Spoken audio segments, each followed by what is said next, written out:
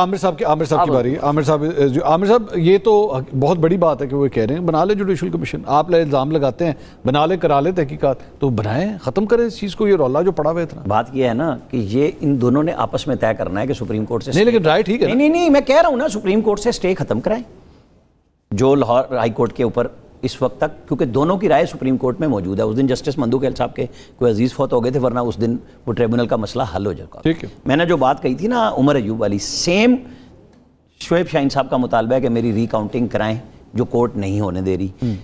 Same Umar Ayub के खिलाफ उनके अपोनेंट का आया कि रिकाउंटिंग कराएं, ऑर्डर हो गए, उमर अयूब ने नहीं होने दिए, बात बराबर हो गई। अगर दो बंदों की बात कर रहे हैं तो फिर कहीं पे आप होगा। अथर मिनल्ला साहब ने ये जो 8 रुकनी अक्सरियती फैसला आया है फुल कोर्ट का, उसके अंदर एक जज का नाम है अथर मिनल्ला।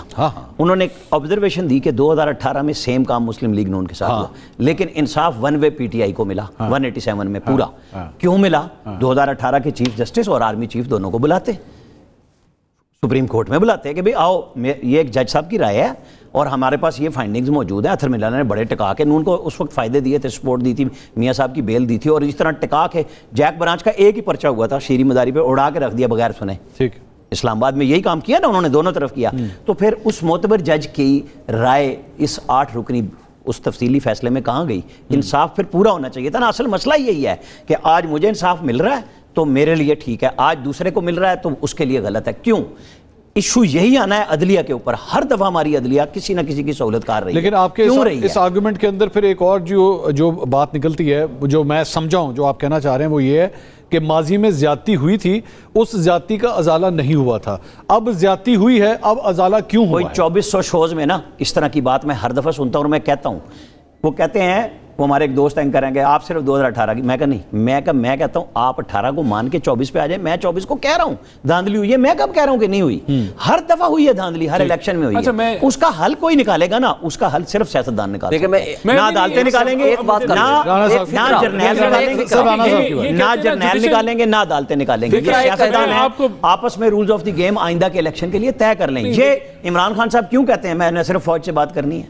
वो अपना आइंदा इलेक्शन सिक्योर करना चाह रहे हैं कि अगली दफा मुझे दे दो। एक फिक्रा कह दूं, इनके लिए आसान हो जाएगा। फिक्रा सिर्फ एक बात ये है, देखें जो जुडिशल कमीशन 2024 के लिए एक आखिरी बात बड़ी एक फिक्रा कह दूंगा, इनको फायदा होगा। मैं ये कहना लगा हूं 2024 के साथ 2018 का भी जुडिशल कमीशन में रेफरेंस जो रिस्पॉन्सिबल सबके खिलाफ एक्शन लें। मॉडल टाउन पे जुडिशल इंक्वायरी हुई है, वो कमीशन था, उसने पूरी पंजाब गवर्नमेंट को क्लीन चिट दी कि नहीं है, आज भी हमें मॉडल टाउन के कातिल कहते हैं, रोज कहते हैं। किस जुडिशल कमीशन को मानेंगे? अगर उसके देखें ये बात, ये जुडिशल कमीशन पहले भी बनते रहे।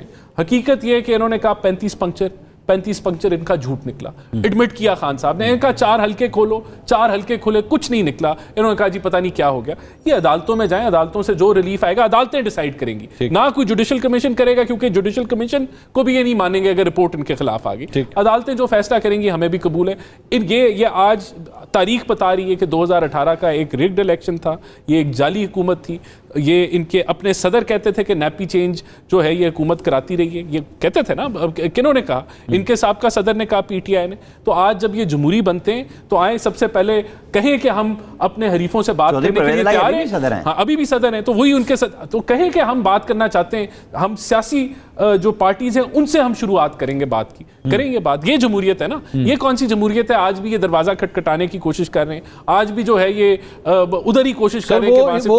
उनका इसके ऊपर जो है, मुझे पता है, मैं शोएब साहब से जो सवाल करूंगा वो उसका यही जवाब देंगे कि भाईजान आपके पास तो स्ट्रेंथ ही नहीं है, आपके पास तो मैंडेट ही नहीं है, तो फिर असेंबलियां छोड़ देना। बात ये है कि अगर आप तो मौलाना साहब के साथ मुज़ाकरा तक नहीं सही तरह कर सकते, आपसे बात क्या कीजिए। बात ये है कि ये पार्लियामेंट में बैठे हुए हैं ना, अगर ये पार्लियामेंट जाली है, हम जाली हैं, तो ये पार्लियामेंट से क्यों तनख्वाहें ले रहे हैं? क्यों ये हम असली हैं, आप जाली हैं? बात नहीं, वो कह रहे हैं हम असली हैं, आप जाली हैं। पार्लियामेंट सही है, पार्लियामेंट सही है। पार्लियामेंट के अंदर जो इस वक्त जो इस वक्त लीडर है लीडर ऑफ द हाउस है, वो जाली है। चले, वो ये कहते हैं। फिर अदालतों से साबित कर दें, तब तक उससे पहले तो ये इनकी जुबान है ना, इनका बयानिया। और मैंने आपको 10 चीजें गिनवा दी कि जुडिशल कमीशन की बात करते हैं उसको नहीं मानते, हमें मॉडल टाउन के कातिल कहते हैं, या तो कहें कि वो झूठ है। जो जुडिशल कमीशन में बात है कि हमारा कोई लेना देना नहीं, लेकिन बहुत सी सियासी बातें तो होती है, सियासी बातें, सियासी बातें में एक दूसरे के ऊपर इल्जाम लगते हैं, ये भी सियासी। आप लोग उनको इजरायली एजेंट कहते हैं, पता नहीं क्या क्या कहते हैं, मतलब कोई आज तक तो फिर कहे ना कि फैसला अदालत ने करना है,